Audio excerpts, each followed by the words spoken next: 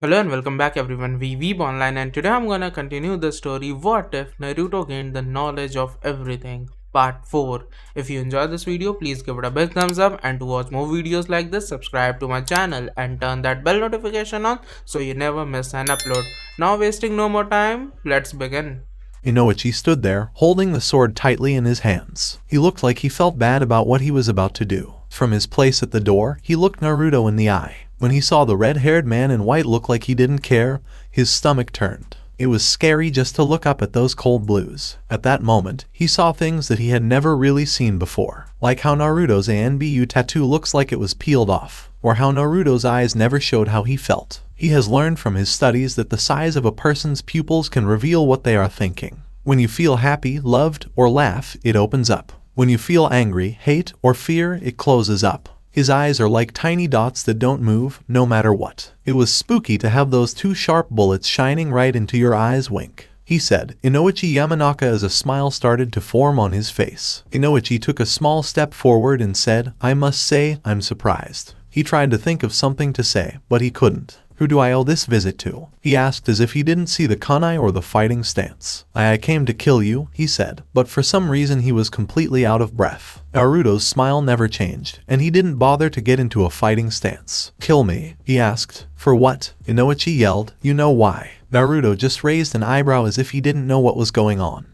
I know you are trying to use Ino in some way. Naruto was curious and asked, use her. Of course I'm trying to use her, he said, making the man angry. She is my doctor, after all. I'm trying to use her to get better and get out of this deranged psychotic mind of mine, he said, spitting out the word psychotic to make fun of the man. Inoichi just changed how he held his kunai, hoping that this fight would end quickly. He made Naruto laugh. Inoichi, look, you and I both know you can't beat me. I could kill you even if I didn't have chakra, Naruto said. Inoichi didn't pay attention as he slowly surrounded the younger man like a lion getting ready to attack. Naruto sighed, and as soon as he did, Inoichi acted. He came at Naruto with a roundhouse kick, but Naruto easily caught it and held onto it for a long time. He yelled, ah, and slashed at the boy's arm, then jumped back. He didn't have much time to heal before he was kneed in the chin and thrown against the wall. Naruto's arm was around Inoichi's neck, and his feet were hanging off the ground. The hand holding the kunai was also stuck to the wall.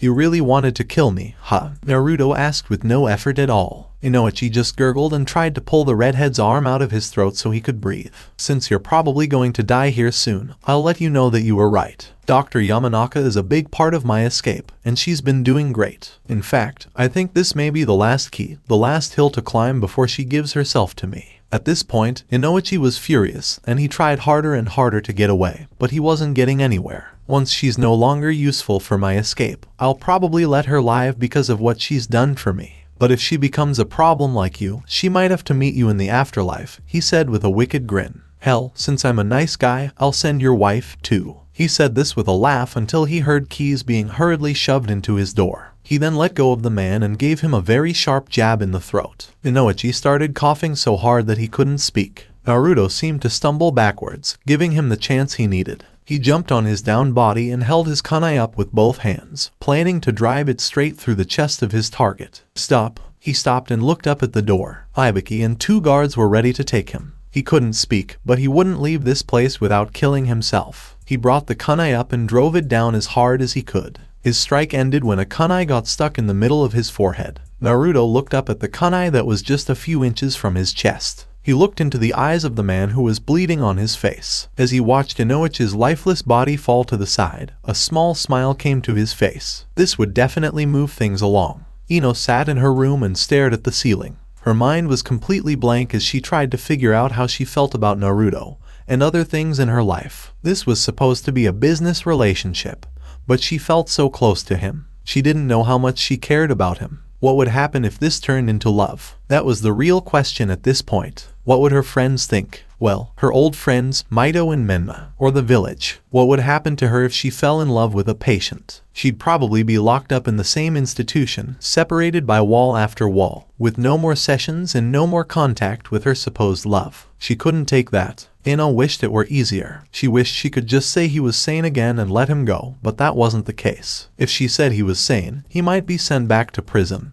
which would definitely tear them apart. Sometimes, she wished they could just leave the village and be together. But what if Naruto didn't love her the way she loved him? What would she do then? So many questions and no way to get answers. There was a tap on her window next to her bed. She slowly looked over to see an ANBU agent. She sighed and looked back up to her ceiling. Her window opened and the ANBU agent spoke to her. Yamanaka-sama, I'm very sorry to tell you this, but Inoichi Yamanaka has died. Ino didn't show any emotion, and he wasn't even sure if she heard him. If you'd like, I could take you to the hospital where your mother is, he said. No problem. The ANBU agent stayed there for a few seconds before closing her window and leaving. Thank you, she said without any emotion. Break. When Ino walked into her old childhood home, she saw her mother and a group of her friends comforting her. There was Kushina, Yoshino, Maido, Tsume, and other people Ino didn't know. Her mother, as dramatic as ever, was curled up on the couch with a tissue pressed against her face. The others were whispering words of comfort that didn't seem to be helping.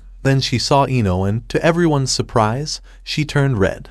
She spat at her harshly. You fucking, she yelled as she stood up and tried to jump at her. Ino stayed where she was, confused but not scared. The women around her tried to hold her back, not knowing what was going on. God, if you hadn't taken that stupid case, she yelled until her curses got mixed up with her tears. He'd still be here. Fiori-chan, I can't believe what she said. Kushina yelled to the others. Calm down, you're just upset, she told the crying woman. No, let me alone. Get your fucking hands off me, she yelled, still trying to get to Ino. She yelled, trying as hard as she could. Maido got up and led Ino, who was still quiet, out the door to defuse the situation. Ino stood on the porch for a few seconds, looking out at her mother's garden. Before Maido could say anything, the blonde started walking down the path. At first hesitant, Maido slowly followed her. As they left the garden, Ino picked a rose from a bush and kept walking. Maido followed Ino, trying to think of something to say to her. She was a few steps behind her, staring at the back of her head. She realized how long it had been since they'd talked. She remembered the party a few days ago, but that wasn't a conversation. It was just drunk Ino making a mess, and everyone knew it. Now, as she looked at the blonde woman's back, she was mesmerized by how long her loose hair was. It was much longer now that it wasn't in her old ponytail. It was a bold fashion choice for Ino Yamanaka to let her hair flow freely. Aside from her hair, the girl was very different. She wasn't herself anymore. She was always quiet, a lot less social,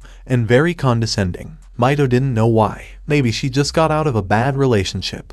Or maybe she was in one. When Maido finally stopped thinking, she realized they were at the Hakage monument. Maido slowly moved up next to her. She had words on her mind, but they wouldn't come out of her mouth. They were words of encouragement and questions for the shamed.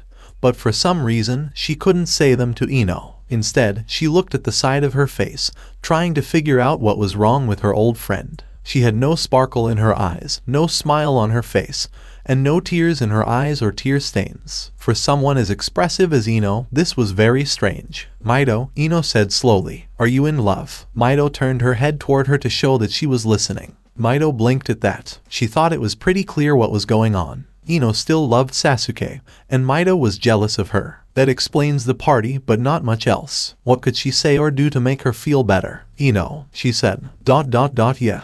Ino never took his eyes off the village. How does it feel? Maido went back to the village and thought about what had happened. It's great, he said. But what does it feel like? Asked Ino, shaking her head. She said again, stressing the word feel. Maido looked back at her and wondered what she wanted her to say. It feels like a warmth, she said, in your heart that hurts when you're not with that person but makes you feel better when you are. Ino's hand came up and touched her heart, just poking at her chest for a second. Maido watched her with interest. Then, she started chuckling, then giggling, then laughing. Maido watched her laugh into the wind and saw that a tear was running down her face. When she calmed down, she turned to Maido and said, I'm in love. Maido didn't know what to say because she still thought she was talking about Sasuke, but she couldn't accuse her of that until she was sure. The sound of Ino's laughter came back. Haha. Fuck, she yelled, scaring Maido, who fell to her knees in response. Maido quickly joined her and rubbed her back. Ino, what's wrong? Maido told her. This is good, but Ino just kept crying and shaking her head. Is he taken? She asked slowly. When Ino shook her head, Maido let out a breath she didn't know she was holding. At least it wasn't Sasuke. Then, what's the problem? Ino sat back on her heels and looked out at the village again. Her eyes and cheeks puffy and red. She ran her hands through her hair and held it in place on top of her head. Maido, what would you do if for some reason you couldn't be with Sasuke? She asked her with a tone of desperation in her voice. As Mito thought about it, she was just as confused as she had been all night. If I couldn't be with Sasuke, she asked the question again to give herself some time to think. I'd do just about anything I'd do anything to get us together, she said after some thought. The only other person there was Kushina, who sat next to Kiori. It was well past 2 in the morning, but she wouldn't leave until Mito brought Ino back to talk to her mother. Kiori had finally stopped blaming her daughter and realized how ridiculous her accusation was. She was crying now because of it. She had just blamed her daughter for doing something she thought she could do. Inoichi was the only one to blame. Her heart was pounding as she thought about what she had told her daughter. It was blame for the sake of blame, and she wanted so badly to apologize to her. They had been waiting for 2 hours when Mito finally walked in, looking confused. Where is Ino? Kiori asked as she stood up with hope. Mito looked at the woman with sadness and said, she went home. Kiori's tears came back in full force, and she bawled her eyes out. Kushina pulled the woman back into her chest and started whispering sweet things in her ear as if she did it all the time. Mito, please tell your father that I'll be staying here with Kiori, she said to the redhead, who nodded and left. Mito walked into her and Sasuke's apartment. It was dark and quiet, so she thought he was sleeping. She kicked off her shoes and went to take a shower. While she was in the shower, she thought about what she and Ino actually talked about. It wasn't what she expected to talk about with someone who had just lost their father. Why was she thinking about love when her father had just died? Why didn't she even mention her father? Was she holding it in? If so, she'd have to fix that tomorrow. She'd have to talk to Sakura and Tendon to help her, since they were still upset about the party. But they'd understand when she explained the situation. Ino had been too far away for too long. When she was done with her shower, she put on a plain t-shirt and some shorts and climbed into bed with Sasuke. As soon as she did, he wrapped his arm around her as if he had been waiting for her. She smiled and rubbed his forearm. Yeah, she'd do anything to be with Sasuke. That was a fact. That made Mito wonder who Ino was talking about and what she would have to do for this mysterious man she had fallen in love with. Mito prayed it wasn't anything crazy, but from the way Ino was acting, she could tell it wasn't something normal. What if she had to leave the village, or kill someone who was trying to kill him? Or maybe she fell in love with a civilian who got into trouble. She would ask the blonde girl about it tomorrow. As her friends, they might be able to help her with this love thing. It was the right thing to do. Ino walked into the asylum with a duffel bag on her shoulder and a hooded ANBU agent following her. She told 2 of the guards that she was meeting with her patient at midnight, and when they saw the ANBU agent, they nodded and went to get the patient while she signed in.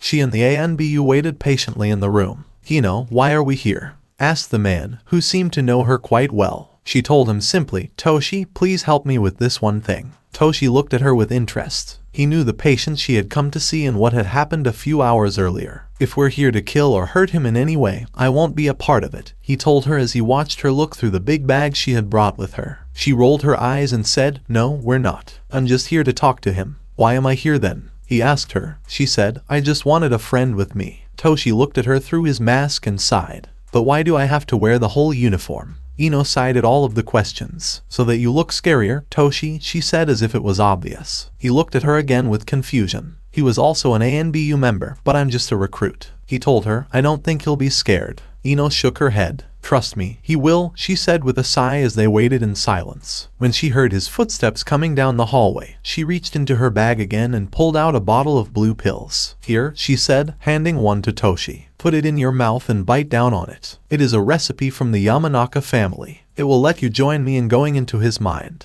I'm going to do that. At first, it might make you feel a little dizzy, but that should go away. After hearing that, he lifted his mask just enough to put the pill in his mouth and do what he was told. 2 guards opened the door and brought Naruto in. He smiled at Ino and didn't miss the way her lips turned up slightly. He then looked at the hooded ANBU agent a few feet behind her. When he was seated, the guards nodded to Ino and the ANBU agent and left the room. They sat there in silence, and Naruto looked like he was about to say something. Well, he started, but Ino put her finger up to stop him. He looked at her strangely for a second, until the ANBU agent started to wobble on his feet. Naruto looked at him strangely until he fell down and started shaking. He looked back to Ino and saw her smiling at him. He smiled back, figuring out what was going on. She said, hey, with a smile and tears in her eyes. Naruto smiled back. Hey, he said. Ino bit her lip as she tried to find the right words. I brought you something. It's for practicing your calligraphy and other things, she said happily as she pulled up her bag and took out a bottle of ink, a brush, and a few pieces of paper. Naruto smiled at her. He nodded back and said, "Oh yes, of course." He looked at her with a smile on his face. "What? Can't do it?" she asked. He smiled and held his wrists up as if she couldn't see the cuffs. She gave him a slick smile and started crawling across the table seductively. She pulled out a kunai and whirled it around before driving it into the metal table right between his hands. He didn't even flinch. "Oh, you're not going to make it easy for me?" he asked with a smile, thinking back to the first time they talked. "Why would that be fun?"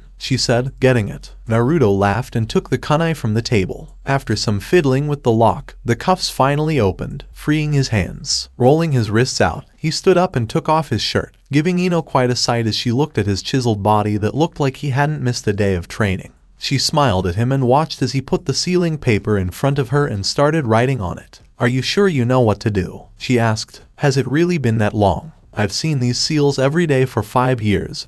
He said with a smirk. "I'm sure of myself. I guess you should be glad they didn't put any on your back, huh?" she said to him. He laughed and said, "That, my dear, is how these simple-minded fools think." "Like me?" she asked him playfully as she turned over onto her back. He kept making marks on the paper with the seals. "Well, you're not like them, are you?" "No, you're a little bit better," he asked rhetorically. "Slightly," she said to him. He put the brush down and stood so that his face was right over hers. Ino's eyes kept darting between his lips and eyes as he spoke. "Slightly," he said, nodding. "You're still stuck in this wonderful little mind of yours," he said, tapping her forehead. "If you can step outside of that, then you'll be free," he said, turning back to the seal. "Will you set me free?" she said to him. He stopped writing and looked at her. "Perhaps," he said simply, and went back to his work. Ino got up from the table and stripped Toshi of his ANBU clothes. When he was no longer needed, she used a low-level fire technique she knew to burn the body. "What?" she asked him in a friendly way, even though the body behind her was still on fire. Naruto smiled at her and said, "Nothing, but I'm done."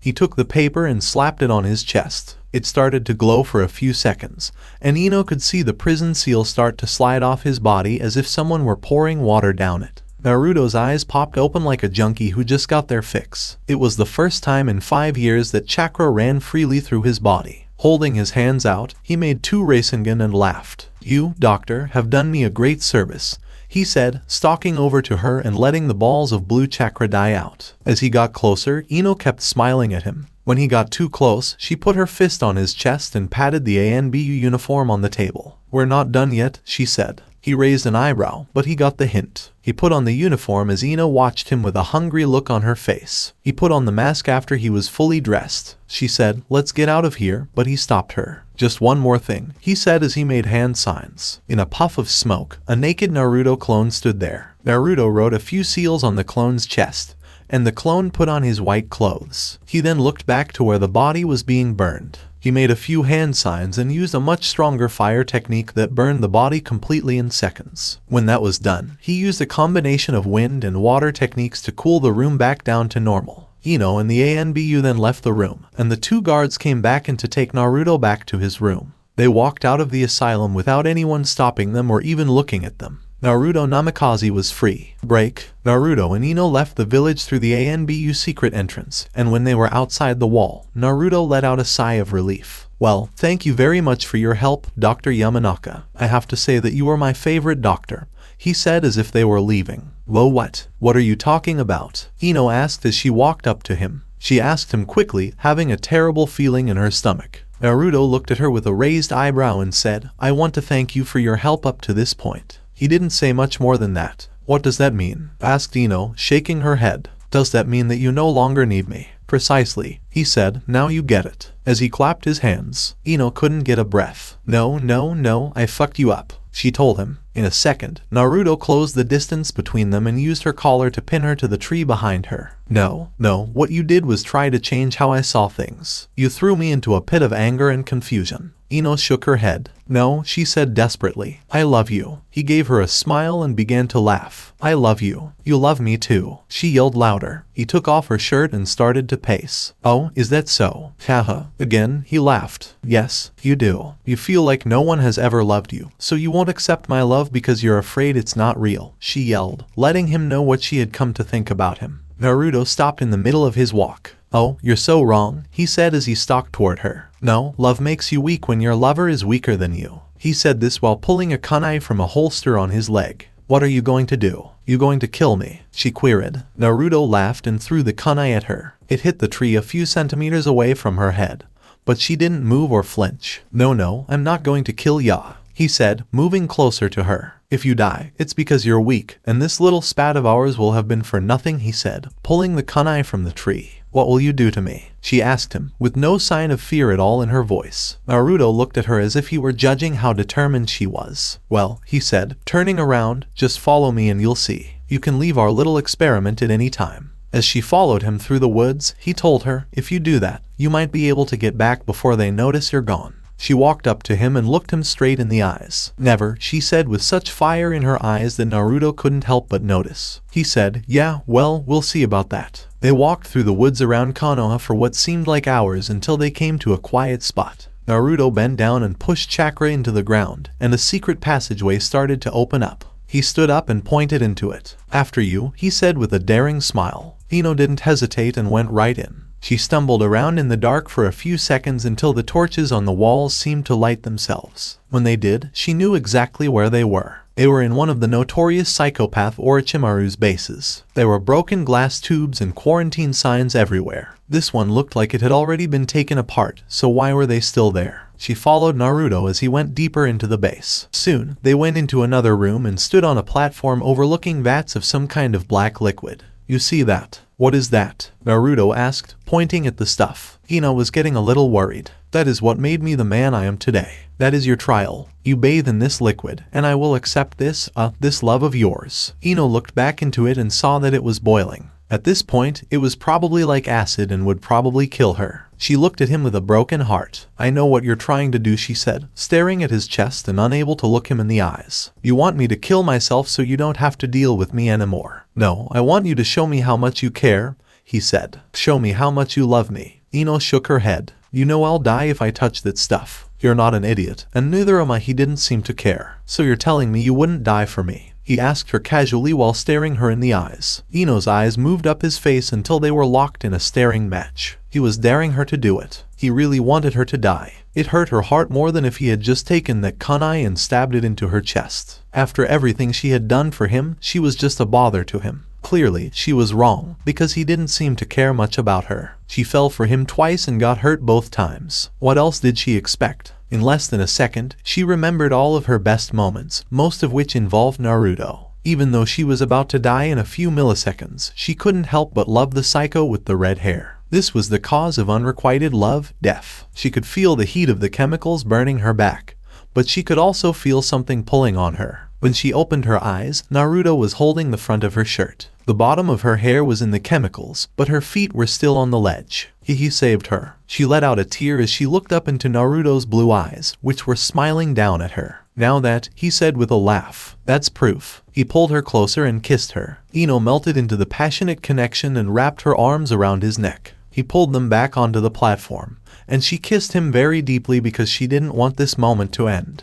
Ibiki looked at the sign and sheet and thought it was strange that Ino had come to see Naruto so late last night, especially considering how Inoichi had died. He was going to check on the redhead to make sure he was still alive. Maybe she had done something to him. He opened the door with the breakfast tray in his hand. Naruto was lying on his mat and staring at the ceiling. He looked over at Ibiki but didn't say anything. Hey, Naruto, he said as he walked over to him. I just wanted to check on you. Naruto still didn't respond. Ibiki didn't pay attention to it and set the tray down next to him. I know Ino came to see you last night, he asked. Was there any reason for that? No point. Just to talk, he said with an unexpected smile. Ibiki was surprised by that. It was weird, but Naruto was always weird, so Ibiki didn't pay too much attention to it. Right, well, he said, looking at his shirt. He stopped and felt sick to his stomach. Slowly he looked into the eyes of the patient and saw a mocking glint in his eyes. Ibiki knew. This was not Naruto Namikaze. The sealing ink on his body was smudged, which meant it. He took a kunai out of his pouch and stabbed himself with it. He took a small step back when it actually hit him. For a second, he thought he was hallucinating and that he had killed a patient. But the body disappeared in a puff of blood and smoke. Goddamn it, Naruto Namikaze wasn't here. Ibiki got up and ran out of the room as quickly as he could. This was not good at all. He ran out of the asylum to tell the Hakage the bad news. No one would be ready for what was coming, no one.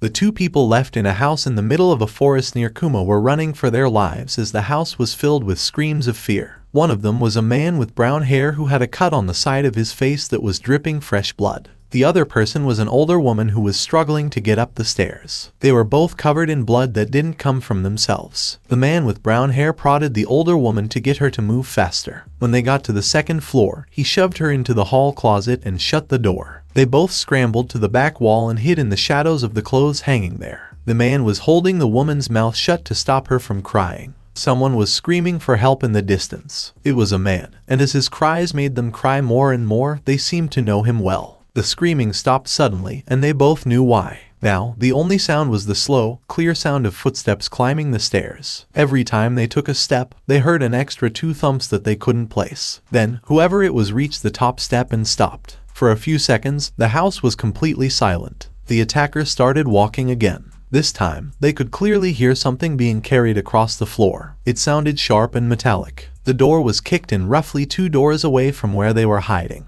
When the person looked inside and saw that there was no one there, they went to the next door and kicked it in. Again, no one. The brown-haired man could now see the person's body walking up to the door through the closet's shutters. The body's curves showed that it belonged to a woman. She was wearing a white form-fitting shirt under a red jacket that didn't go past her rib cage and was left unzipped. She also wore a short, tight pair of black shorts that didn't go any lower than her mid-thigh. The entire outfit was covered in blood. She was holding 2 swords with the tips touching the ground. He probably heard something dragging. She was watching their door. Since this one opened out, she went to grab the doorknob, and the brown-haired man tightened his grip on the elderly woman's mouth to keep her from screaming, hoping and praying to whatever higher power they believed in that they would find a way out of this. He closed his eyes and waited for the inevitable. Suddenly, they heard something breaking in the room next to them. The girl took her hand off the doorknob and turned her head. Now, the man with brown hair got a look at her hair, which was blood red at the bottom and faded into a bright blonde color higher up.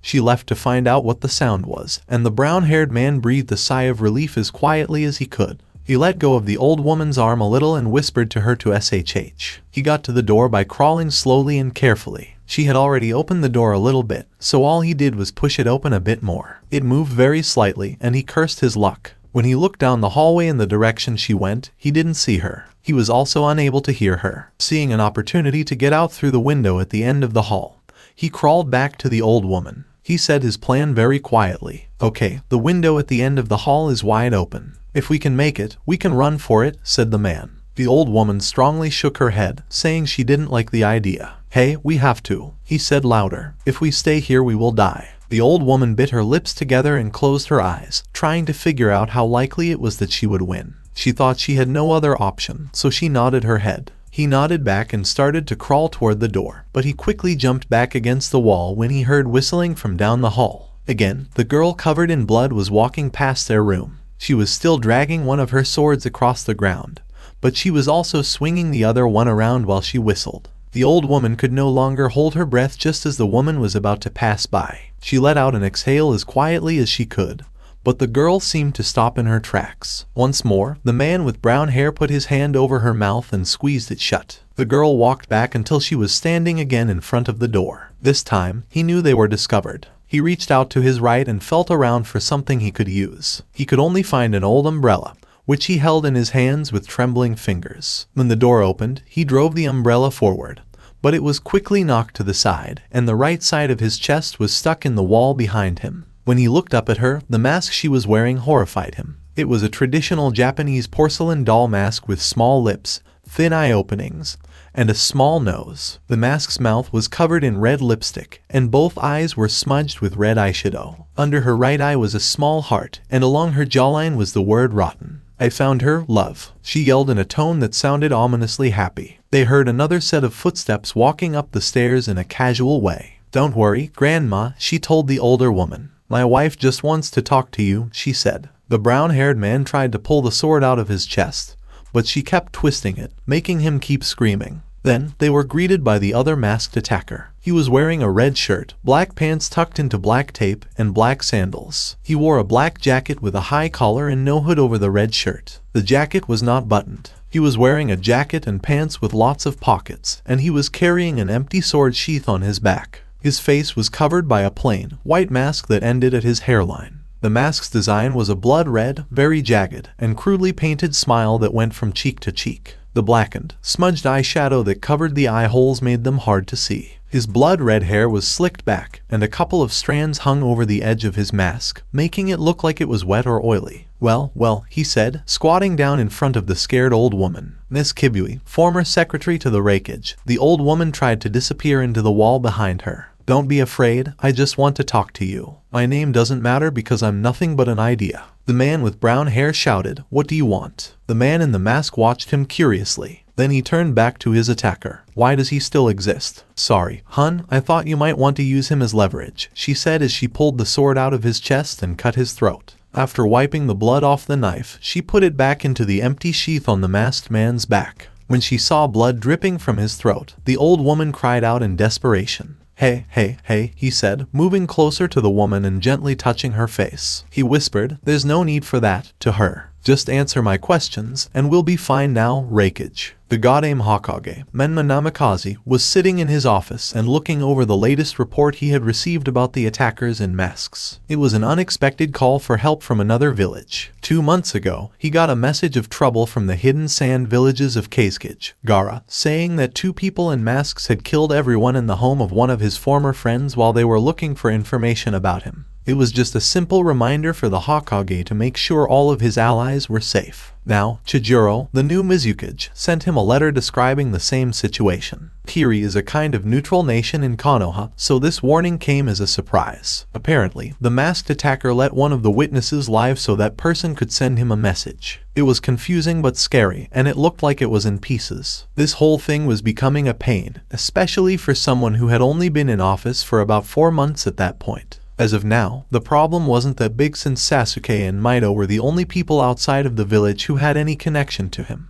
They went on their honeymoon a few weeks ago to Spring Country, but they were both pretty good at dealing with anyone they met. Even after all this time, they were told to keep looking for Naruto. If the other villages found out that the Hakage's crazy brother was out causing trouble, it would be a disaster. According to Menma, he hasn't done anything yet. He was seen with Ino, of all people, in a few of the smaller villages, but he could never figure out where they were. It was also unclear if Ino was helping him or just a victim. While his father was president, he sent out many search and seize missions to find the 2, but only a few were able to find them, and none of them were able to catch them. Finding people in Konoha became much harder without Jiraiya's spy network. Naruto was a former ANBU member, but that didn't help because he knew all of the tactics they used for different missions. He was starting to realize what his father meant when he told him to be careful when he became president. He told him that this job was not just about being the strongest person in the village or making the toughest choices. He said that keeping your own problems and the problems in and around the village in balance was a very difficult job.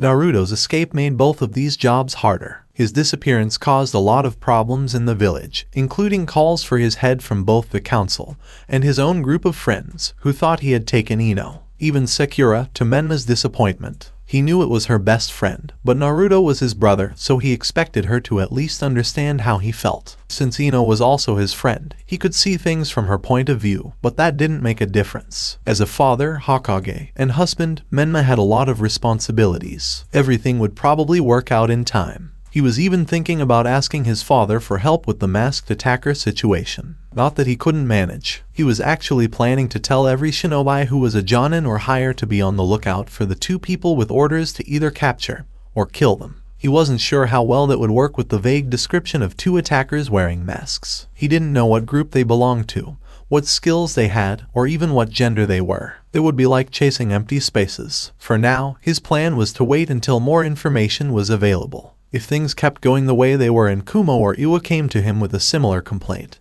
he would definitely step up and come up with a solution. A knock on the door made him stop thinking. Come in, he shouted as he wrote something on the paper in front of him. Sakura walked in carrying a baby carrier on her left arm and a diaper bag on her right. Menma smiled and stood up to welcome her. As he walked over to Sakura, he gave her a kiss and took the beautiful baby, who was just laying there carelessly in the carrier. Hey, Sumaira-chan, he said, pinching her cheeks. Sakura smiled and tickled her baby feet. She's been missing her daddy all day, so I thought we'd pay her a visit. Menma smiled and took his daughter back to his seat. Well, I'm glad you did, he said. He sat down and started rocking back and forth, making baby noises to make her laugh. Today has been nothing but stressful, I'll say that much. Sakura walked around and put the carrier on the ground next to his chair, and the diaper bag on his desk. I know. Have you even eaten today? Menma giggled and smiled shyly. Oh, no, I can't remember, he said, rubbing the back of his head. Sakura chuckled. You, Baka, wait here, and I'll go get us something to eat, she said as she headed out the door. Menma laughed and nodded, then lifted Sumair up so they could talk face to face. He teased Sakura, saying, Your Kasan is so mean, Sumair-chan. I hope you're more like me. Don't ruin my daughter, Baka, she said casually as she shut the door. Menma laughed again and put his daughter back in the carrier next to him so he could keep working. When she started crying, he put her bottle in her mouth to stop her right away. A few minutes later, another knock on his door stopped him from talking. This time it was Kakashi. Oh, Kakashi, what's up? He asked as he picked up Sumair to feed her properly. Meh, I'm just dropping by to see how you're doing, he said as he walked in and sat down in a chair off to the side with his book in his hands. Menma's face showed playful irritation. As my father asked, he asked, sounding like he knew what he was talking about. Kakashi just smiled with his eyes while hiding behind his book. I don't blame him for being worried. There was a lot going on when he handed you the hat. Menma sighing and looking down at Sumair. I know, but even so, I'm Hakage for a reason, so he doesn't have to worry about me all the time. Kakashi shrugged. Guess it's something parents do. Menma smiled and looked down at his daughter, thinking he would probably do the same thing. Well, tell him that I appreciate his concern, but I'm fine, he said with a smile. He smiled and nodded. I'll do it. And while I'm here, is there anything you'd like to talk about? He asked him. Menma looked up, thinking. Well, yeah, actually, he said, switching Sumair to his other arm. There might be a problem brewing that could affect us in the future, he said, sounding serious. Kakashi asked, what's the level of danger? As he put his book away, Menma shook his head in response to the question. I'm not sure, he said. 2 people in masks attacked members of the Cage group and demanded information about them. Kakashi looked up and started thinking. What do you mean by companions? Menma used his free hand to look through the stacks of papers on his desk. He read, a former sensei of the Kazekage and the previous Mizukage, Mei Terumi. A former Kage? Kakashi asked in surprise. Menma nodded his head. Well, that means they definitely have some kind of power, he said. They both sound like they know something about their Kage's personal life. He nodded to show that he understood. Sasuke and Mito are enjoying their honeymoon, and you think they'd attack them? They're both S-ranked shinobi in the bingo book, Kakashi said. Menma nodded. Yeah, but if they were confident enough to attack a former Kage, I doubt they'd be afraid to do that, he said. True, Kakashi said, remembering all the information he had been given. Well, maybe we can use that, he said, thinking of an idea. Yes, tell Sasuke and Mito that 2 masked attackers are coming, and they might be able to beat them and stop whatever the 2 are planning, he explained. Cut off the snake's head before it attacks. Menma considered it. It was a good idea, but he didn't want to give his sister and new brother-in-law a mission while they were on their honeymoon. But this was about keeping the village safe, so he might have to. If someone was actually planning to attack them, it would be better for them to be careful out there. No matter how good you are as a shinobi, you are still vulnerable to attacks that weren't planned. The key was to be ready for anything that might happen. Yeah, that's fine, he nodded. As soon as possible, I'll send a carrier pigeon. Wiping the blood off her mask, Ino happily walked with Naruto, who, as usual, had a book shoved in front of his mask. It's been a year since they escaped the village. After the whole chemical death initiation thing, they were sent on a series of very confusing missions. It looked like Naruto had already decided what he wanted to do when he got out. Ino knew it was probably done with bad intentions and probably was illegal, but she didn't really care. In fact, she was almost starting to like what they were doing. Even though they were bad, for some reason they gave her a rush that she hadn't felt in, well, ever. During their first 2 months of freedom, they traveled to different countries to dig up dirt and find out about the new alliances that were starting to form between the countries. There seemed to be more than a couple. Iwa may have talked to Konoha about putting an end to their recent disagreements instead of forming an alliance with them and Suna. Kiri was still staying neutral,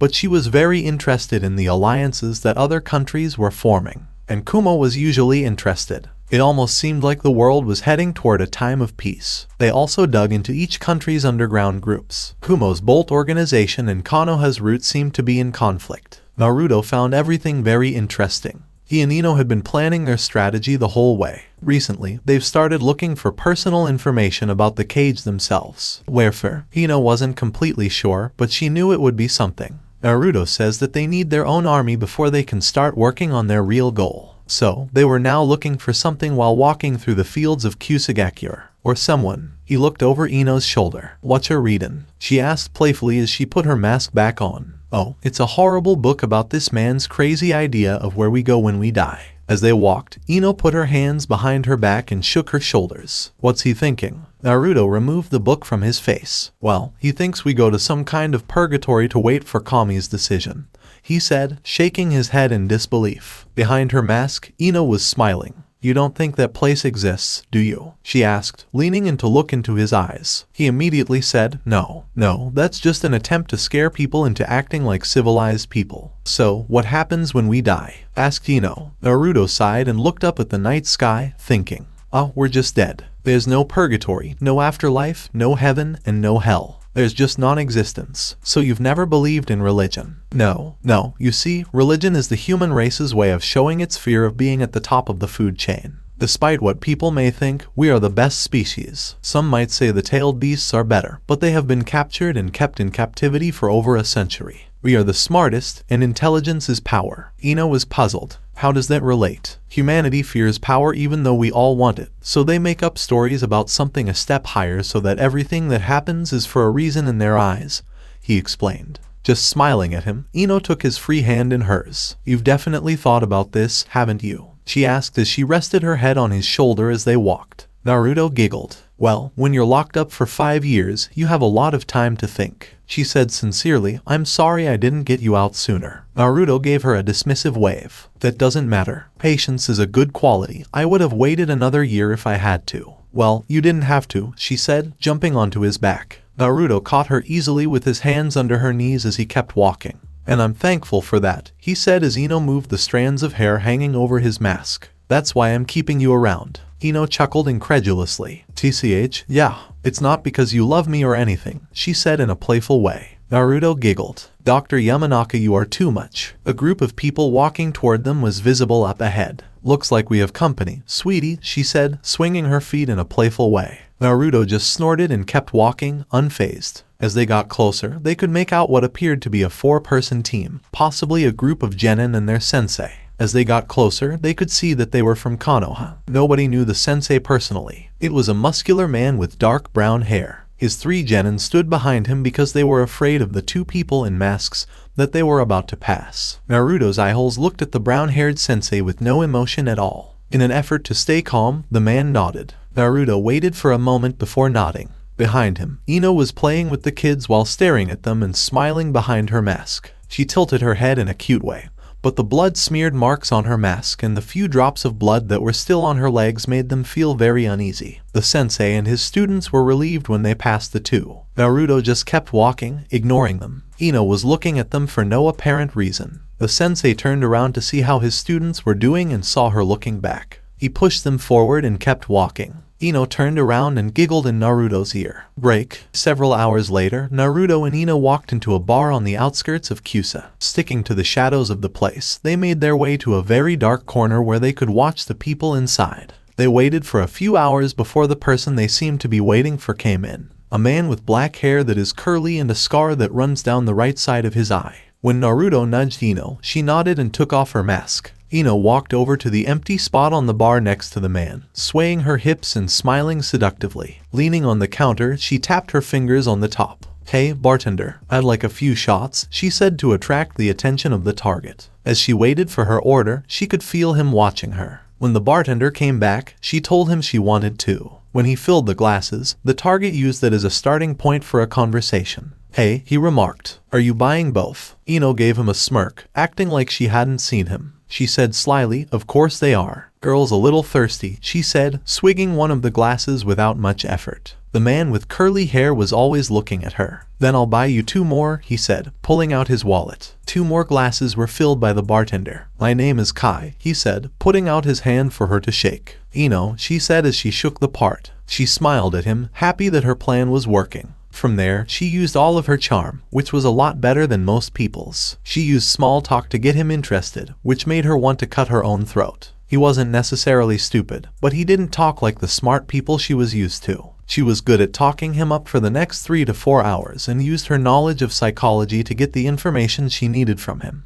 They decided to leave the bar at some point. Kai didn't know it, but Naruto was close behind. Naruto made a great choice when he chose this target. He seems to have been in charge of a large group of nuke ninja and rogue samurai who hated the major shinobi countries for different reasons. They were an underground group without a name that had been around for more than a few years, but hadn't done much because, as he stupidly told her, he was afraid of being found out. When Ino told him about the new information, she showed him her headband and said she wanted to join his group. Kai wasn't sure at first. He said that they usually didn't take people who weren't marked nuke in the bingo book. That's when she said she was one of the people who attacked the Kazekage sensei and the previous Mizukage while wearing a mask, which were probably 2 cases people already knew about. Kai was surprised to hear that, since those 2 people were starting to get noticed by everyone. He seemed to have a spy network that was much more complicated and useful than what the Sannin Jurye used to have. Ino thought it was strange and fitting that the only thing stopping him from causing real trouble in the world seemed to be his own fear. Even more important, she had a better idea of what Naruto was trying to do. They needed a strong army, and it looks like they found one that could do with a new leader. The more Kai talked about it, the more it made sense. After he agreed that she could join, he told her how the ranking works and who is in it. It worked in a fairly organized way, with the highest class nuke ninja reporting information directly to himself from the top.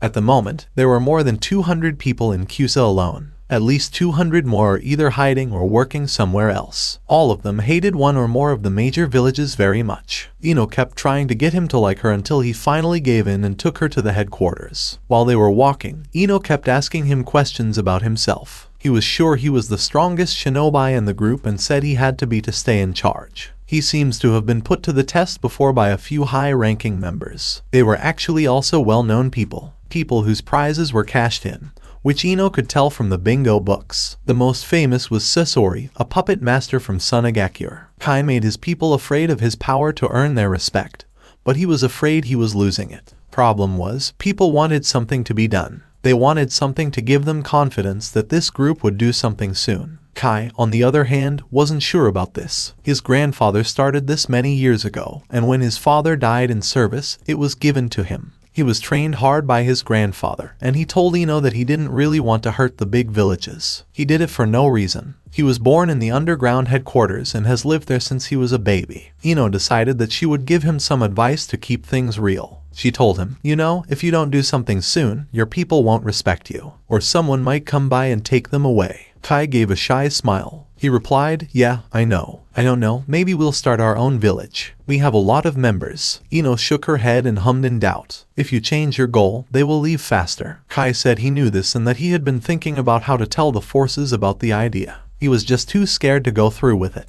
Ino saw this as a chance to take action, maybe even more. She gave him a kiss on the cheek and smiled seductively. They say that a strong woman can bring out strengths in a man that he didn't know he had. Kai looked at her with a small smile at the corner of his mouth. What is it that you want to do, Ms. Ino? With a shy smile, she put her hand inside his. Tell your troops about your plan. I'll be with you all the way. Kai thought as he looked around the forest floor. He said in a shy way, I don't know. I'll lose a few. Ino nodded. Yes, that's true. But the people who stick around are the ones who really care about you. She could see on his face that he had understood and was starting to believe what she had said. As they walked, he looked at the ground in front of them and gently squeezed her hand. After a few seconds, he looked at her, smiled a little, and nodded. Ino saw what he was trying to do and put her head on his shoulder. After a few more minutes of walking, they crossed a field. When he got to the other side, he sent 3 bursts of chakra through the ground, and a tunnel opened underground. They were met by someone that Ino knew well. Deidara, it was Mad Bomber. Kai, another night of going from bar to bar, huh? He asked. He walked right by him with his arm around Ino as a sign of respect. Its leader Sama to you and yes, another night of bar hopping. Deidara scowled at the back of his head as he followed the two. How many men are here? He answered in a deadpan way. Very close to 200. He walked in with Ino and said, Great, get everyone in the main room. I have something to say. Naruto was a few paces behind the 3, silently watching and casually strolling along, unnoticed. Deidara split away from the 2 to relay the message. Kai and Ino were walking down a hallway when they saw 2 chairs that looked like thrones. They were facing what she thought was the main hall because there were already more than 100 people there trading, eating, or just talking.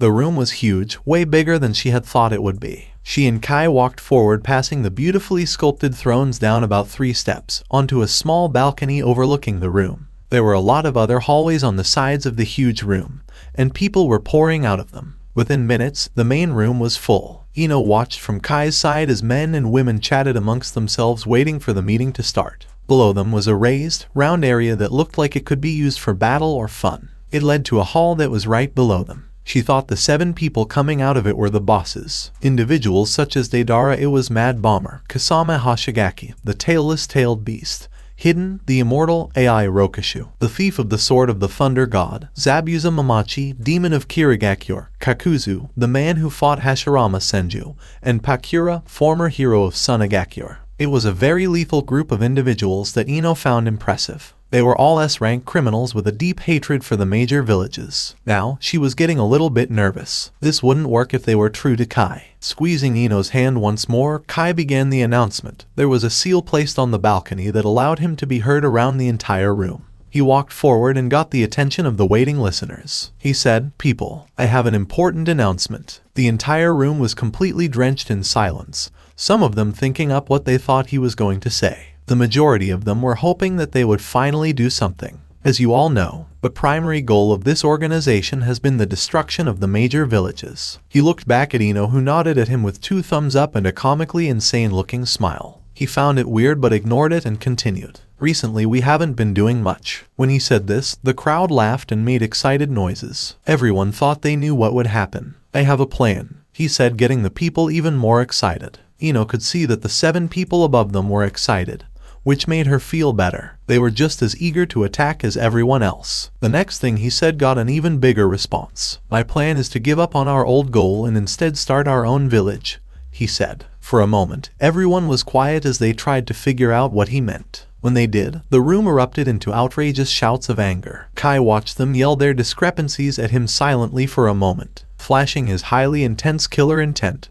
he froze the room almost instantly. Ino was actually surprised by it. She saw that he was much stronger than she had thought. The 7 higher-ups jumped up onto the balcony to demand an answer. Hidden, being the most vulgar, began badgering him immediately. "Kai, what the hell are you talking about?" he yelled incredulously. "I didn't waste 3 years of my life to be pulled back into another fucking village." "You're immortal jackass, but he's right," yelled Deidara. "What the hell is wrong with you?" Kai stood there with his hands behind his back and just looked at them. "We won't be a regular village," he tried to explain. "Yeah, no shit. We're made up of missing ninja," AI said casually, as if he were speaking to an idiot. Zabuza pulled his sword from his back. "The only reason we are here is because of the mission," he said, pointing his blade at him. Kai stared at him unintimidated. Kasama was surprised to hear that Zabuza was going to fight him. Shark's skin is shaking because of this. Kai moved toward him and looked him straight in the eyes. "That mission was started by my grandfather. He was a fool to believe he could take on the likes of the 5Cage," he said in a threatening way. "You can try to take my place if you want to," he said in a threatening way. Zabuza couldn't even maintain the eye contact with him. The other people could see that his sword was slowly coming out of Kai's face. It was a strange sight for Ino to see, the demon of the mist shying away from an enemy, in front of a fellow swordsman no less. "Know your place, Mamachi," Kai said casually, stepping past them to continue his speech. The 7 of them turned with him, and it looked like they were going with him. "I understand the issue with this, but I urge you to allow me to explain," he said, waiting for someone to say something. When they didn't, he continued. "The qualms of my grandfather do not extend to me. I have no hatred for the hidden villages, and I understand that you may. If so, I urge you to take it upon yourself to take action in your own way. If your hate is pure, then you will have no issue doing so." A new voice from behind him said, "Well, if that's not being afraid, I don't know what is." The group upon the balcony turned around in surprise at the man brave enough to disrespect this monster before them. Naruto stepped around the thrones with his mask on and his hands behind his back.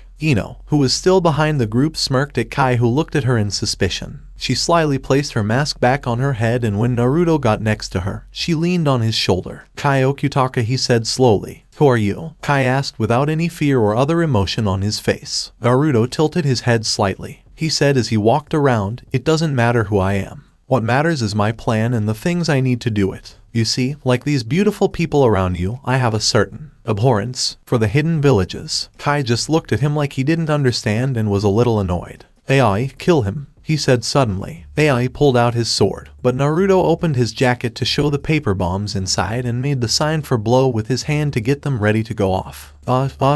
Shaking his head. Let's not blow this out of proportion. Listen, Kai, as I understand, you are a man who invites challenge. Kai turned and looked at him. You want to take my place? He asked him in a threatening tone, flashing his killer intent at the redhead, who didn't seem to care in the least. Why, that's a great idea, he said, smiling behind his mask. You see, these people deserve a better leader, he said, addressing the crowd of onlookers listening to the tense conversation. They don't need a spineless man afraid of his own demise. Kai jumped back and off the balcony. He landed on the round platform, ready to fight. Naruto rolled his right shoulder out and walked slowly forward. He didn't care that 7 high-class killers were staring at him like he was an idiot. He stepped off the edge and said, You will die here today, Kai. Your fear of dying will kill you. He landed on the other side of the platform and looked at the man with the curly hair. You seem so sure of yourself, Kai said with a smirk. If you had any sense, you'd look around and see that you might be putting your trust in the wrong things. It is not, Naruto said simply, rolling up his left sleeve. He pushed chakra into the marking on his forearm and a sheathed sword and strap popped up.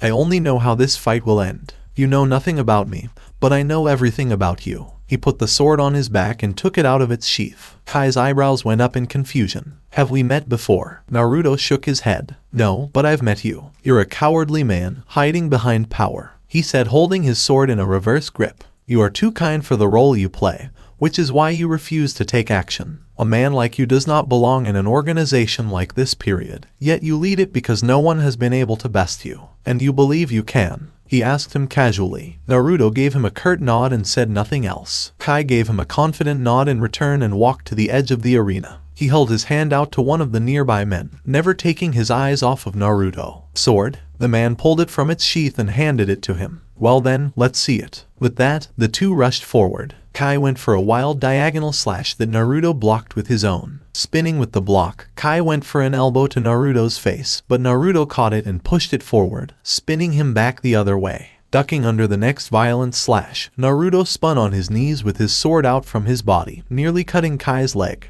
Getting to his feet, he jumped back, avoiding the stab from above as Kai lodged his sword into the ground. Pulling it out, he jumped towards Naruto, who had just landed. Naruto fell back to his back as Kai came in for a roundhouse. While his leg was above him, Naruto jabbed him in the spot behind his knee. Kai landed and fell over when his leg gave out. He rolled out the way when Naruto threw his sword down where his chest would have been. The unarmed Naruto rolled forward and caught Kai's wrist before he could continue his slash. He leaned his head out of the way of the right straight and kicked him in the chest, sending him tumbling backwards. Kai stood up on his unresponsive leg and scowled at the redhead. Naruto rushed him and grabbed his sword on the way. He slid on his side, avoiding the bunch of kunai thrown by the curly-haired man. Kai jumped and threw his sword down, hoping to impale the still sliding enemy, but Naruto expertly shifted his body over, missing the blade by a hair. He rolled again and just missed the hard stomp on the ground that almost crushed his body. Kai yelled in rage and threw his sword forward, missing the blonde and instead impaling one of the watchers in the head.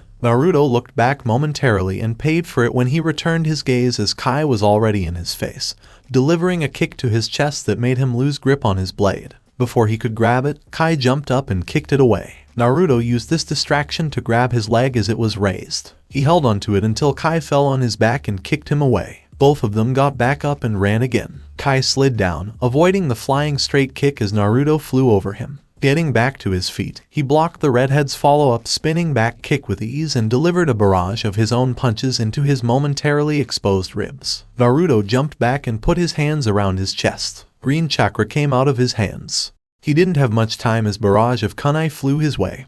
He jumped out of the way and the watchers behind him deflected the blades, suspending them above the platform. Acting quickly, Naruto kicked one forward and grabbed another. The one he kicked forward was caught by Kai, who was already rushing him. Naruto used a slash of his own to block his attack. The two were deadlocked in a struggle of strength. Hand in hand, kunai and kunai. Kai looked into the black holes for eyes and just barely saw the cold, lifeless blues looking back at him. Loosening his wrist, Naruto allowed Kai's kunai to soar towards himself, stabbing him in the shoulder as he plunged one into his thigh. Kai yelled, "Arg," and kicked him back with his other foot. Naruto rolled with the hit and got back up, but he had no weapons left. Kai now had a limp, and it was hard for him to stay on his feet. Naruto rushed him, not caring that his shoulder was hurt. He engaged him, throwing a feint right hook that Kai leaned back to avoid. When he did, Naruto poked him in the thigh where he was hurt. He yelled, "Arg," again and fell to his knees. Naruto stood over him like he was the winner already. His breathing was steady and he didn't seem as though he even fought yet, other than the blood leaking from the hole in his shoulder. Kai's eyes moved around the room, taking in the shocked faces of the people watching the show. No one said a word, they just watched on in disbelief. "This is the peak performance of your so-called unstoppable leader," he asked in a condescending way. "Not bad, but I've certainly been in better fights." Kai laughed and then stood back up.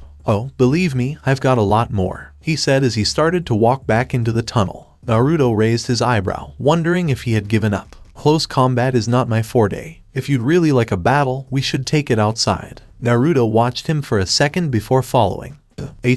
Break. The hefty group of people now circled around the field outside of their hidden base. Everyone was trying to get close so they could watch the fight. It had been so long since they witnessed their leader go all out, and it would seem he would have to if he wanted to win this fight. When everyone settled in, the field was completely quiet aside from Ino, who was sharpening Naruto's discarded blade off to the side with the 7 higher-ups. Naruto stood calmly on the other side of the field waiting for Kai to do whatever it is he believed would win him this fight. Kai was still trying to get used to the pain in his leg by bouncing on the balls of his feet a few times. With a sigh, he stopped. He took off his shirt and showed a body full of different tattoos. He looked over at Naruto, who was just as calm as he had always been. He said with conviction, "I am done with this game of cat and mouse. You wish to lead my people, I will not make it easy for you." Naruto said nothing. He took off running across the field intent on continuing their battle. A few feet away, he jumped to the left to avoid the ball of fire that was coming at him, immediately being forced to move again as another one came soaring towards him.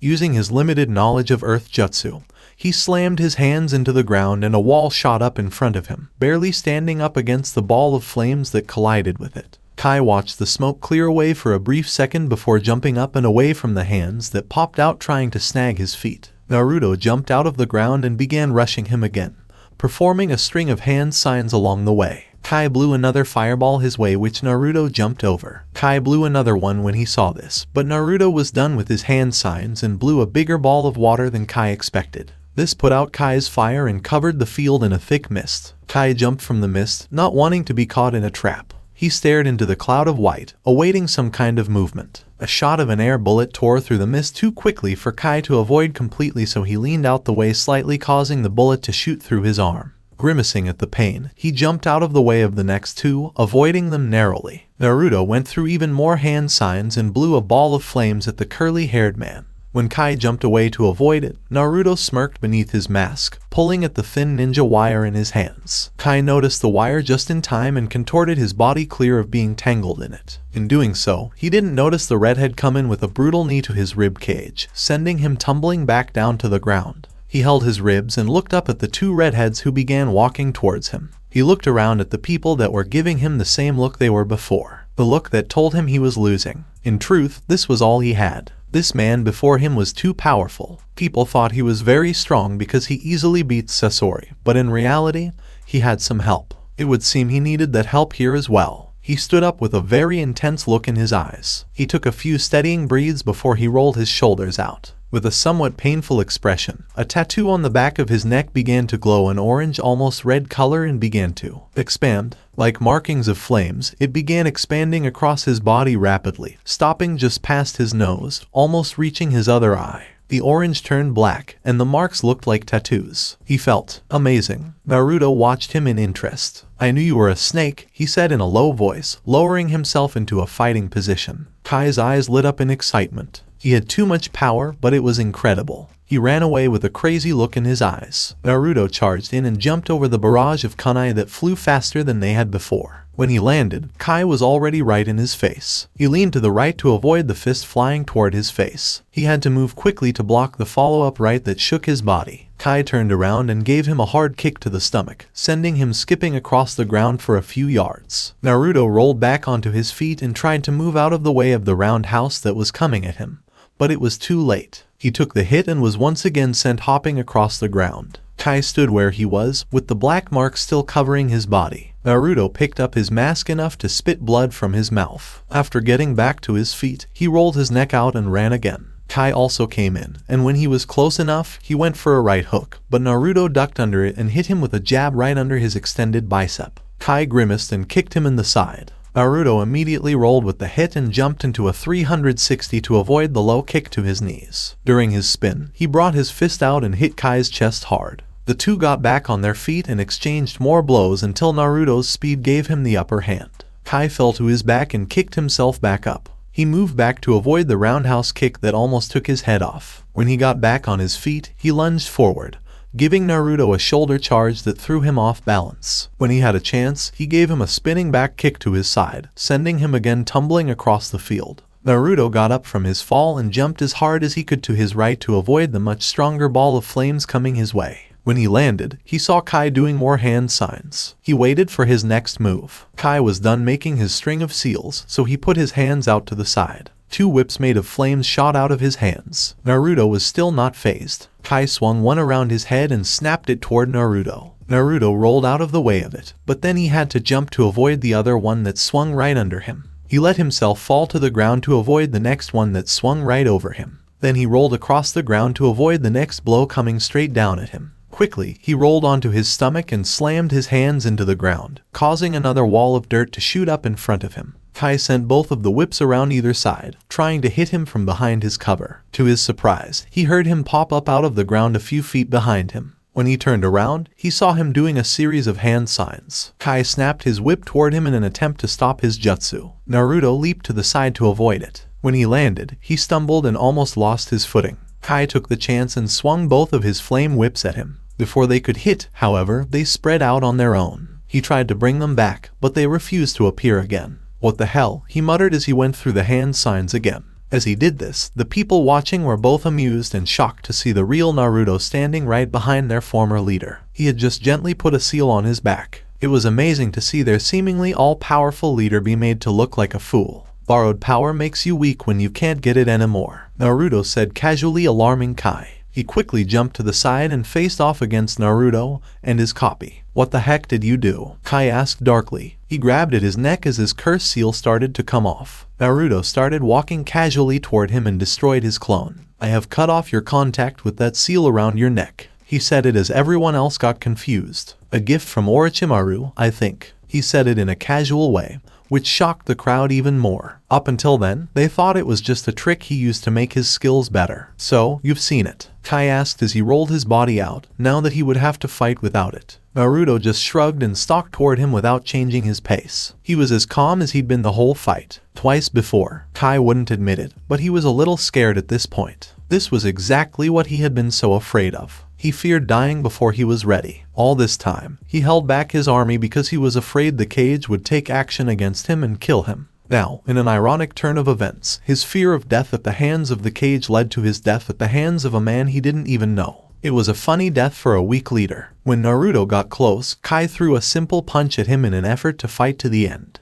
Without the curse seal, he could now feel his injury, so he had a very shaky base that killed him in this situation. Naruto grabbed the fist with ease and held it in place while staring him in the eyes. "All that power you said you had, and this is all you could do?" he asked, raising his voice to further humiliate the man in front of his army of onlookers. "If you were a lesser man, I'd overlook your childish boasting," he said, snapping his arm with a violent flick of his wrist. "But you are supposed to be an all-powerful, fearless leader." Kai looked around at the people watching and saw faces of absolute disappointment, amazement, and hope. He was losing people. They weren't there for him because he wasn't there for them. Everything his father had fought and died for, everything his grandfather made had been wasted because he was a coward. He wobbled a bit on his feet before swinging again with the hand he still had. Naruto hit Kai in the throat before he could even finish throwing his punch. Kai's hand instantly went to his throat. Naruto stared at him for a second, tilting his head in wonder at the man who was coughing so hard. He then poked him in the shoulder, causing his last arm to fall limp to his side. "Man, like you really disgust me, Kai," he said, spitting out his name in a mocking way. Kai glared at him and for some reason tried to headbutt him.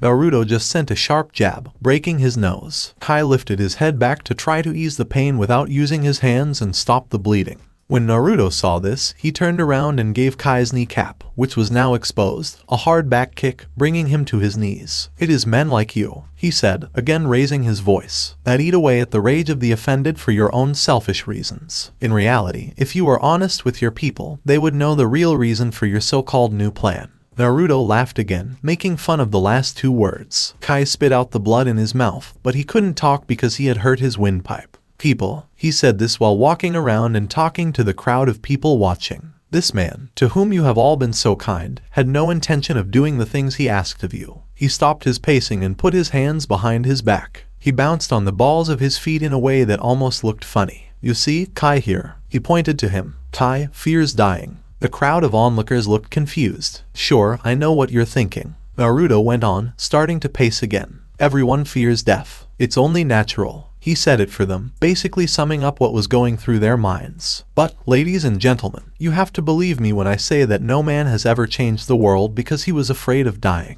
No one has ever freed an oppressed nation with the strings of death tying his feet to the edge of safety. It's ridiculous to believe in a leader who is not willing to die for his own cause," he said. Men and women were talking among themselves. Naruto couldn't tell if he was winning them over or not, but he was determined to make his point. "From the way you look, I can tell you care about the cause. I can tell you that people want justice for the real evil in this world. Most of you, I'd guess, think of those as the main villages." He said it, getting more than a few chuckles and murmurs of agreement. Naruto nodded at them. "Believe me, I get it. But listen to me. Your anger is misplaced." The crowd was silent because everyone wanted to hear what he had to say. "The major villages are just caught in the chaos of the established order that has been created by the brutality of many years of war." Ino stood behind the group of 7 elites and watched their body language. She saw subtle signs that Naruto was slowly winning them over. So far, it looked like Zabuza and Kasame were on board, based on the way they nodded at each other when they agreed. "The villages are victims, yes, but the Cage are the bad guys." At this, people actually cheered and gave him a few light claps to show that they agreed with what he said. The unspoken truth is that they are the keepers of modern standards of civilization. Those who hold the reins on men and women who want more, who want a future where everyone is equal. The crowd went back to whispering, as if trying to figure out if Naruto was telling the truth. "I too want this future, and I can assure you that I am more than willing to die for such a cause. I can almost guarantee that I will when this is all over. But if I have to die showing these false gods for what they really are, I want my actions to mean something. In order to do this, I need an army," he said. "I need an army that's willing to fight and die for the cause, just as I'm willing to do the same." No one said anything as they just stood there. "That is my goal." He said it casually. "I do not want to kill them," he said by shaking his head. "Nope, that's too easy. There is no pain in death. I want to shame them. I want to take away everything they hold dear and make them understand me. They have to understand that they are the bad guys." To everyone's surprise, Pakura stepped up. "How do we know you're not just blowing smoke like Kai?" she asked boldly. Naruto turned to her and slowly walked toward her. "Because, unlike Kai, I have a vendetta. I have a mission that I will do, if not with an army then by myself." "Unlike Kai," he said it again and kicked the man in the back so he was lying on his back. "I don't fear death. I do not fear the cage. Unlike Kai, I have real power." "Real power, huh?" asked Ai as she stepped forward with Pakura. "You didn't look like much to me. Kai was just a lot weaker than I had expected. If I had known, I would have killed him myself. If you want to take his place, then you will have to fight me for it." Naruto said it casually. Everyone could see that Ai was scared, but for some reason, he stepped up to bat. Pakura saw the battle coming and stepped back to watch. Everyone knew that Ai was strong, so if this man could hold his own against him, then he had a point. Ai drew his sword and stared at his opponent. Naruto just stood there, unfazed by the legendary sword. Ai waited with bated breaths, hoping Naruto would act first. When he didn't, it only made Ai more sure that he wasn't as strong as he seemed. He took off running, determined to get this over with quickly. When he got to the masked redhead, he swung his sword wildly, but Naruto dodged it. Ai was thrown off balance and staggered forward. Naruto put him in a chokehold and, without even trying, began to close his windpipe. Ai tried to get away by stabbing Naruto in the back of the head, but a clone that he didn't see Naruto make took the sword from his hands. "I was kind to Kai because I wanted to see what he could do," Naruto said in a creepy way so that everyone could hear. "You, on the other hand, are known for your skills, so I don't need a long battle." So, no one could believe it when he turned his neck all the way around with no effort at all. The crowd of people were all stunned and silent. Even the remaining 6 couldn't believe it. They had all fought with AI at some point, so they knew he wasn't easy to beat, or else he shouldn't have been. Naruto picked up the discarded sword of the Thunder God and walked around the field until he saw something. He walked over to the man who had given Kai his weapon. "I do believe you need a new blade," he said, handing it to him. The man was absolutely shocked to get such a famous blade. People watching were shocked to see someone willingly hand over a relic of that magnitude. As if it were nothing, Naruto just went back to talking to the crowd. "Believe me when I say I have the strength to live up to my ideals. I have the knowledge to do it. I have an unquenchable desire to see it through. All I need is an army willing to do the same." Everyone looked around at each other and weighed their chances. "If you're still not convinced, I'm willing to fight any of you to prove my point." He said it boldly, mainly to the other 6 higher-ups. Everyone was surprised when Deidara stepped forward. Naruto watched him suspiciously, expecting him to attack. To everyone's surprise, he got on his knees and bowed his head. There were gasps and murmurings all around the area. Everyone watched as Kasame and Zabuza joined him. Then came Hiden and Kakuzu, and finally Pakura, who was now convinced. Seeing their higher-ups bow to a man who had just defeated their previous leader, the 200 men and women slowly dropped down and bowed to the man who had promised to take action against the cage. Ino walked over to him and skipped a few times in a childish way. "Looks like we have our army, hun," she said with a smile. Naruto smiled and wrapped one arm around her waist. "Looks like we do. Any news?" Menma asked when Kakashi walked into his office. A warning had been sent to Sakura and Sasuke a week ago. They were to come back in a few more days. Kakashi scratched the back of his own head. "Nah, Sasuke," and Mito replied with some really big news. He said this as he plopped down on the chair in front of his desk. "What is it?" he asked cautiously. "Did they run into the masked people?" Kakashi stopped him before his string of questions got out of hand. No, not like that." He was waving him off. "It's a little more personal." Menma shook his head, confused. He didn't understand what he was saying. Kakashi rolled his eyes. "Oh, Mito's pregnant." Menma sat back in his chair in surprise. "Mito was she's pregnant?" he asked as a smile crept slowly across his face. "Wow, now I'm going to be an uncle," he yelled, pumping his fist in the air. He said to himself, "Father, Hakage, and uncle. Yes, that's a pretty good record." From behind his book, Kakashi said something. Menma had a lot of them. "Aren't you excited?" he asked him with a laugh. Kakashi shrugged. "So, here's some more news. I just wanted to start with the good news." He said it was risky. Menma sat up in his chair and was ready to hear. "Well, I'm waiting for one more person who needs to hear this," he said. "What does it have to do with it?" Menma asked, starting to worry about what he was about to say. Kakashi just looked at him and shook his head, as if to say that he couldn't say it without saying it all. Menma didn't do anything but lean back in his chair and think about what it could be. Had Sasuke been killed? Had someone taken them? What happened to Naruto? He didn't know for sure, but he thought he knew who was coming. Sure enough, his dad came in, which made him worry even more. If his father was here, it must have been about Sasuke, Mito, or Naruto. He wouldn't like either of them very much. "Kakashi, what's that?" Minato asked, moving to the other seat. He did nothing but nod at Menma, who did the same. If Kakashi went out of his way to tell him about something,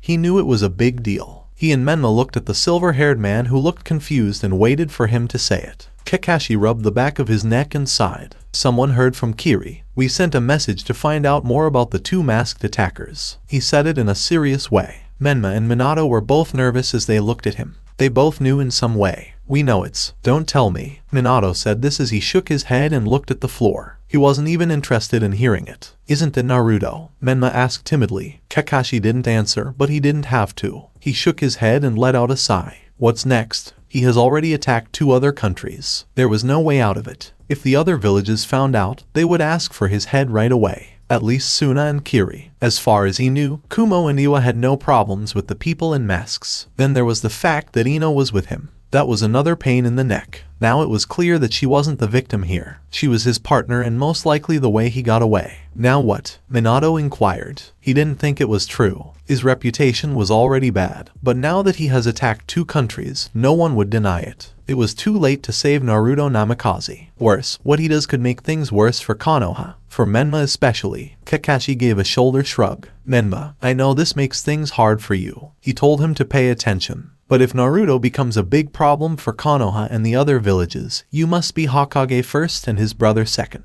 Menma and Minato both knew what he was talking about. Menma wanted to argue that right away, but he didn't know how. Minato's heart hurt, but he knew what the man was trying to say. If Naruto was really stubborn, he would have to be killed before he hurt anyone else. It hurt him even more to know that he had something to do with what his son had become. Kakashi, I couldn't in any way. Menma began. Before he could finish, Minato cut in. It's true. Menma was completely taken aback by what was said. Toussaint, had he just said he was okay with killing his own son? How on earth could you say that? Minato gave a sad head shake. Menma, Naruto is sick, and if he's killing people while running around, we may have no choice but to kill him. Menma sat back down in his chair, and the thought of having to do something so horrible made his heart break inside his chest. Believe me, I know how you feel, but if it comes down to it, it has to be done. What if we find him before he does more harm? Menma asked, looking for a way out of this situation. Kakashi and Minato looked at each other for a moment. Well, we're the only ones who know who he is, so if we could find him and Ino before then, we could probably take them back without being seen. Kakashi sighed. Menma, it doesn't work like that. He said this as he rubbed his head. Even if we got him back, he'd go to jail right away.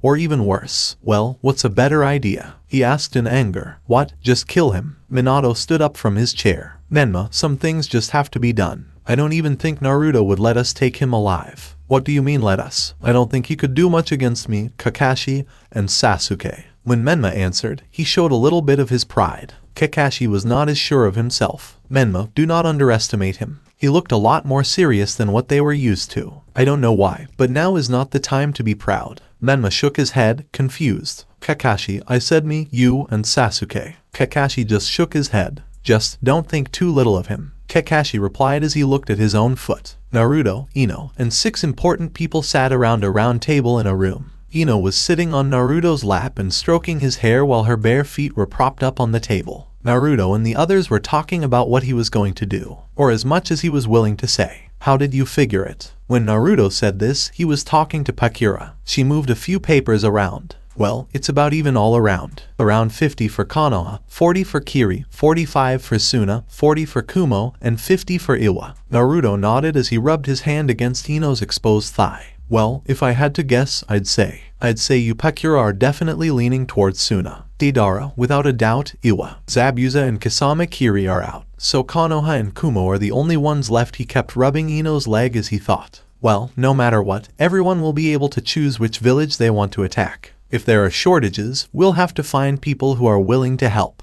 When are all these attacks going to happen, anyway? Asked Deidara. Naruto's head went up as he thought. Well, of course right away. He said it casually. Don't avoid the issue. I'm a patient person, but I've been waiting for a long time. The time is now. If we let them keep working together, it will only make our job harder. He said it casually. We are 8 people here. First things first, we need to figure out what we want. He spoke in a way that made them all confused. They, sounds like fun. Ino quipped happily, wrapping her arms around Naruto's neck. Flying atop of his explosive clay bird, Deidara stared down menacingly at the village below. He was back on streets he knew well, where maroon flags proudly waved from every building. He hadn't been here in so many years, and now it was so technologically advanced. It was impressive that he had never heard of TV's new stores. It'll look even better in rubble. When he was younger, people there hurt him, which made him hate this place. In Iwa, you were either born lucky enough to be able to survive on your own, or you were given to the military to be used as a test subject or to train you early on. Both of his parents had died, so he was given to them and forced to live with them. Something caught his attention on the edge of the village. He threw another of his flying things down,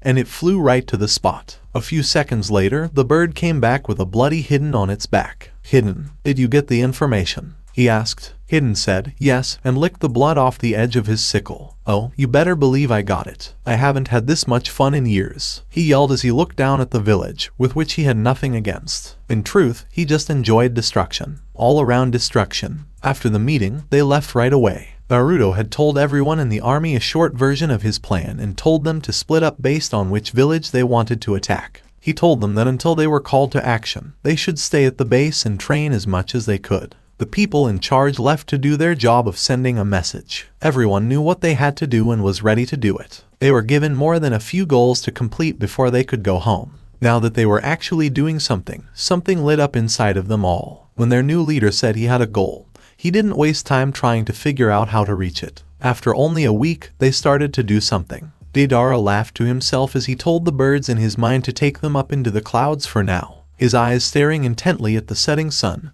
waiting for it to be swallowed by the horizon. Standing atop a very high cliff overlooking their previous home, Kusama and Deidara readied their blades. Kusama had a very excited grin on his face and Zabuza's was set in a nonchalant manner. Wow, this sure makes you think of something, doesn't it? Kusama looked over at the man and asked. Zabuza simply put his shoulders back. He replied with a small nod and we haven't really fought together in a long time, he said looking back to him. Kusama's grin widened. And what better way to get even than to do it to our own house, he said, laughing at his own joke. His sword made of shark skin was already making a happy noise. This place held bad memories for Kusama. He wouldn't admit that he had once liked their crazy Kage, who was out to destroy bloodlines. Ironic given his unusual mutation. So you want to pick up the child? Or me? Zabuza chuckled. It'd be dead before its use ran out if I let you do it, he said in amusement. You just have to deal with the trouble. Kusama widened his smile and showed off his sharp teeth. Zabuza's eyes got blurry as he looked at the village that had changed since he had left it all those years ago. It almost made him sick to see how peaceful it was, because the last time he'd been there, it was nothing but a stain on the elemental nations. The last time he was there, the war had taken the last bit of life he had left in him. He killed the child he had been taking care of for a few years. His goal was to do that. That's what brought him to Kai, who promised the vengeance he sought. He wanted the village to have to go through what he had to go through his whole life, from his bloody days at the military academy to his final years of service. He wanted them to suffer for all of it, and now,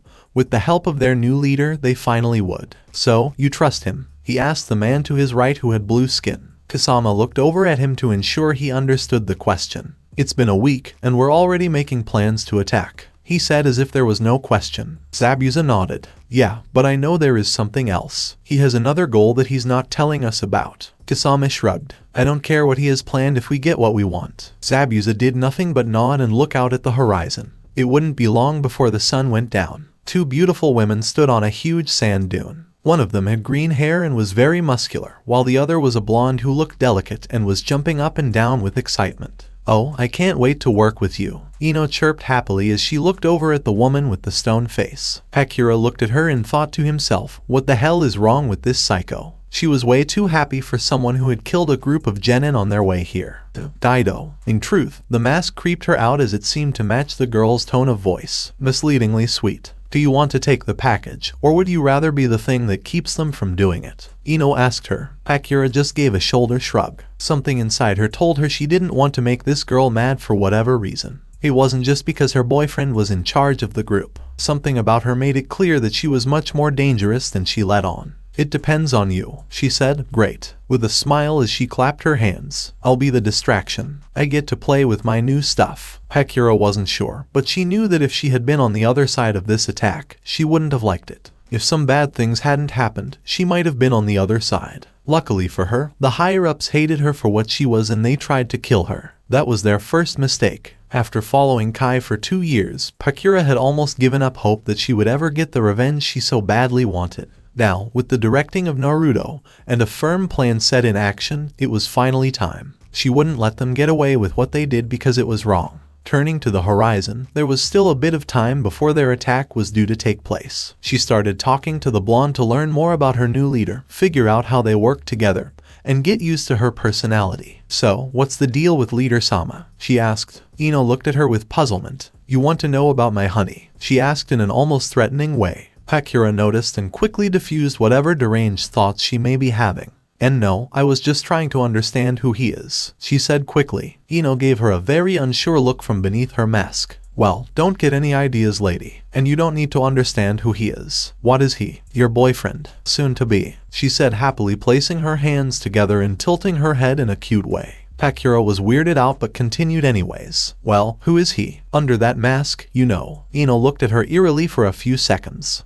You don't need to know who he is. This time, it was said in a very dangerous way. It's almost sundown, get ready. Hakura was alarmed by how hostile she seemed to turn all of a sudden. She turned away and prepared for the mission. Standing on a lower mountain, Naruto and Kakuzu awaited the fall of the sun. They were almost ready to attack. It was decided that Kakuzu would take the role of the distraction as Naruto was much more stealthy and deadly within close proximity, which is where their target resided. The sun was a sliver away from being completely consumed by the horizon. It's time, he said to Kakuzu, who simply nodded and followed him as they jumped towards the bridge to Kumo. When Naruto looked up, he saw that the sun was almost gone. As soon as it gets dark, start the attack, he told them. Kakuzu didn't say a word as his body started to bubble and his stitches started to come loose. 4 of the masks connected to his body shot out and created bodies of their own. He gave a nod to his red-haired leader, who gave him a nod back. It will take no longer than 20 minutes, he said as he jumped off the side of the bridge, intent on taking a different path. Kakuzu watched as the last ray of sunlight faded away slowly until it was gone. Wordlessly, the creatures on his back sprinted towards the entrance to the mountainous village with the only purpose of causing as much damage as possible for 20 minutes. He jumped onto the back of his creature, which had the infinity of fire element, and they took off into the air. While there, he went through hand signs and blew an enormous ball of flames at the busiest section of the village he could see. The people had no time to react and were burnt to a crisp.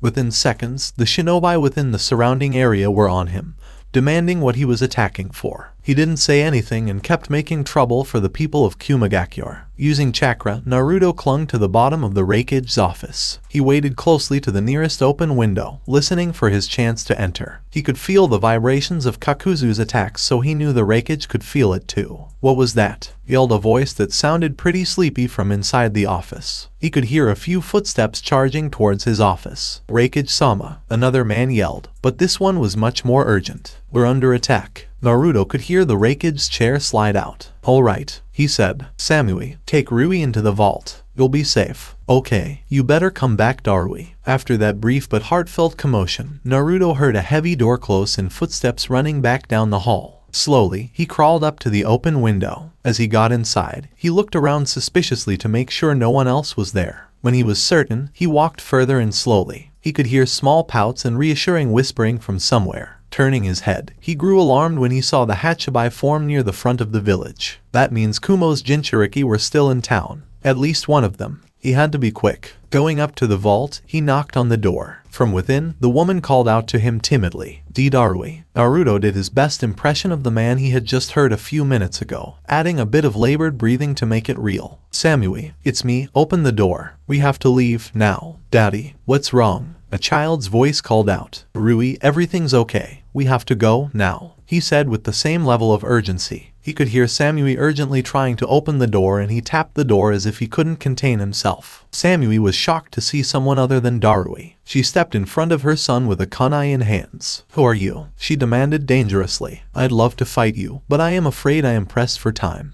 If you believed me, I'd rather not hit a woman in front of her son. He said it casually. Samui's fight or flight response was kicking in, and all she could think about was saving her son. She rushed forward, slashing at the assailant, but Naruto grabbed her wrist, spun her around, and delivered a sharp chop to the back of her head, putting her to sleep. Then, he was left staring across at the 5-year-old dark-skinned boy looking at him in fear. This was it for today. I will continue this movie in next part. Till then, we weeb offline.